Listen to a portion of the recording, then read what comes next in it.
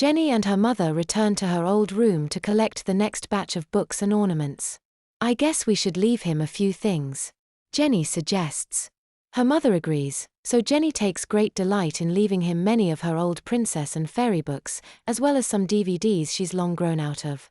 She arranges a couple of old dolls and cuddly bears on his shelves, along with some unwanted girly ornaments, and steps back to admire her work. You're enjoying this, aren't you? Her mother says, before looking at Jenny's bed and her old Disney princess duvet cover. Do you want this duvet, she asks, or shall we leave it for Peter? Jenny giggles at the idea of her brother keeping it and sleeping in it. Yes, let's, she says. In fact, there's my old Tinker Bell, Barbie, and My Little Pony bed sets too. Oh, he'll love those. Mother agrees sarcastically, before asking if she wants her TV and DVD unit. Jenny looks at the pink appliance which she's had for many years. Nah. Plus his is much better than that old thing. Very well, her mother grins. A few weeks of this and I doubt he'll ever want to wear girls' clothes again. But what if he doesn't? Jenny asks. I mean, does. Like it.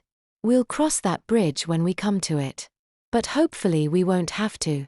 When they returned with the last of Jenny's things, Peter had finished making the bed. His mother told him to put the sheets, duvet cover, and pillowcases in the wash, before taking the bin bags down to the kitchen. Taking one in each hand herself, she headed downstairs. Moments later, Peter arrived with a bin bag in each hand, and asked his mother where to put them. In the yard, she replied. Now, she said, noticing he was clearly reluctant to do as asked, wearing what he was.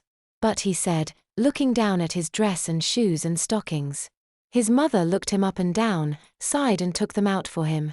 Christ knows what the neighbors would think if they saw you, she said on her return.